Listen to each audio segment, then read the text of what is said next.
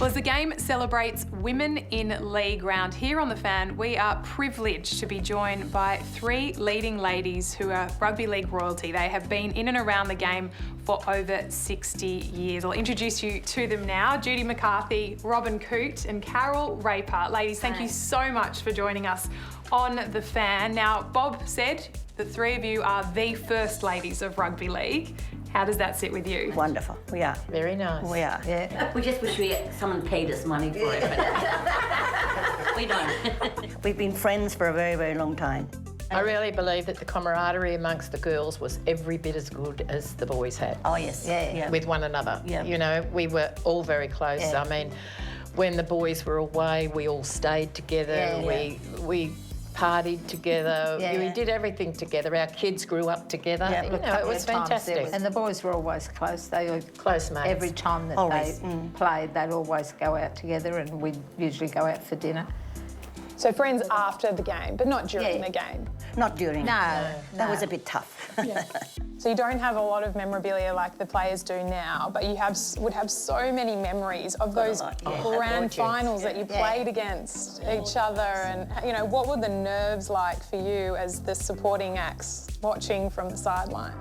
We had to get there that early to get a seat. To get a seat. We Our weren't mum, get- yeah. my mum and Robyn's mum would go there about 6, stand in the queue to get in the morning. Sheridan 6 stand. a.m. In the morning. And we'd go about 9. At the SCG at 6 a.m. you'd be Yeah, And they would lining take up. that go many in the Sheridan. coats and overcoats for the kids and everything to put along the seats in the Sheridan So you could keep stand. them for everyone. Yeah. Keep But them we for all us had to get there with the kids, and we'd get there about 7:30, 8 o'clock in the morning. And what time was kick-off?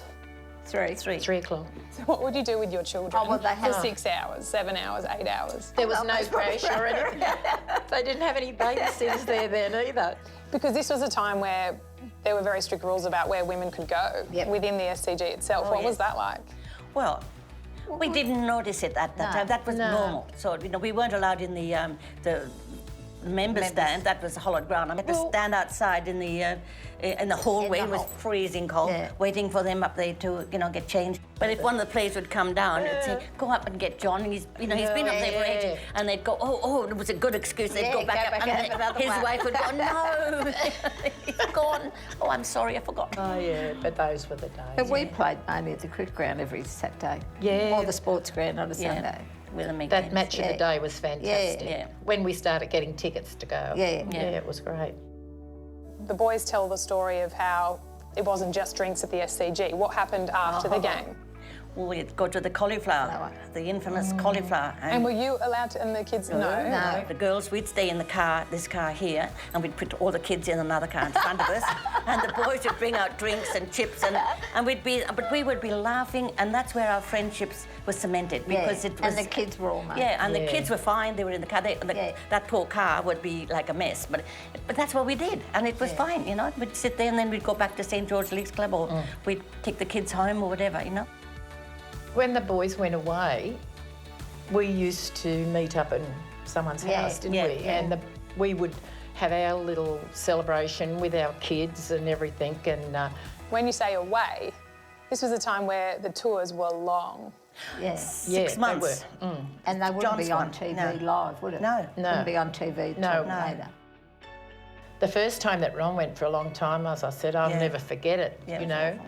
John came up and they had their hats on, their blazers, and they looked fantastic, and you know, and they thought they were fantastic, and we were standing there weeping a bit already. Yes. And John said, "Oh, don't worry, love." He came over, he said, "Don't worry, I'll look after him." And I thought, "Oh, holy God, no, don't you stay away from him, please." Why? Why? I have no idea. And do the boys sit around and talk about their feats on the field? Do they do that? They can tell you every try everyone has scored. And a little bit gets added on. I tackle, I pass it to this one, and I pass. I'm going, "Now, how could you remember all that?" And they go, "Well, look as if we..." Of course we do. Yeah, it's amazing. A little bit gets added on as it goes. Oh, yes. The years Yeah, go yeah. on. It's a long, longer try. Yeah, longer try. Yeah, I've heard Bobby do that before. Yes. A grand final try that was, which one was it again? He loves telling you. It was like nearly 100 metres. Well, his name is Hans Christian Andersen, isn't it? That's what he's called. Is that what you get? That's what Ronnie calls him. Anticipating full time, the overflow crowd moves onto the field as St George are within 20 yards of South's line. Referee Pierce signals the finish of play and St George win 12-8, their second closest winning margin in 10 successive premierships. My kids used to wash the car in Reg Gasnier's jumper that he swapped with Bob in the 65 grand final. You know, that'd be worth a fortune. It makes me want to cry. That's unbelievable. No one knew that. You never saved anything. They used to swap after in the grand finals. They always swapped their jumpers. Yeah. So, you know, John's got one Gasnier's jumper left that he played in, and that's really sad. My kids used to, they used to play, and they'd say, with all their mates, they'd say, I want to be Ronnie Coote, and I want to be so-and-so. Yeah. And they'd all run up to the bedroom and grab these jumpers, and they'd be at the backyard or playing football in, In grand final winning jerseys. Yeah. Johnny won so many grand finals. Do you remember anyone in particular that he celebrated the most? John always celebrated, so it was pretty hard to pick one. But we'd go back to the Leagues Club, and within half an hour, John would be up on the stage singing. So that was his. It was amazing, and the club would have the whole place decorated out. Within an hour from the ground to when we get back there, they'd have all these ice things, and it was amazing. And he'd be up there, and we just have a wonderful time. But how good is that the star player was in the Leagues Club where the fans were singing songs straight after winning a grand final? They loved him. They wouldn't let him off. They loved him. How much has rugby league enriched your lives and made it better knowing that you've got these wonderful friendships? You can't imagine the things we've done and seen and been through rugby league and all the friends that we have made through rugby league. It's absolutely amazing. I can't thank that enough. The game's ability to reflect and honour its past. I know everyone's Hall of Famer. Obviously, John is an immortal of the game. As women that support those men in their day jobs, as it was, how proud are you to know that your names are in the etched in history of rugby league forever? I grabbed hold of his shirt tails and I went for the ride.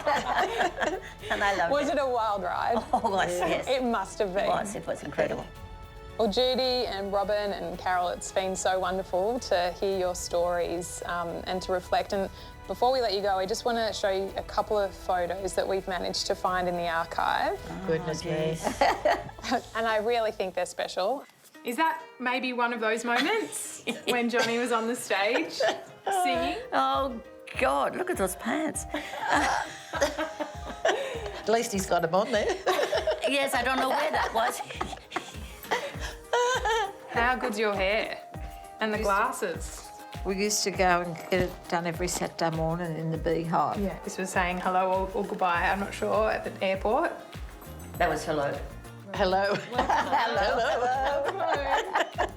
This is definitely my favourite. Mrs. Ron Coote, wife of a rugby great, says Lacko Bendine fits her husband better. Were you the original pin-up couple? You were selling shirts. Lacko Blendine. Oh my God, that was in my kitchen. $6.50 though, it's amazing, isn't it? You were so cheap.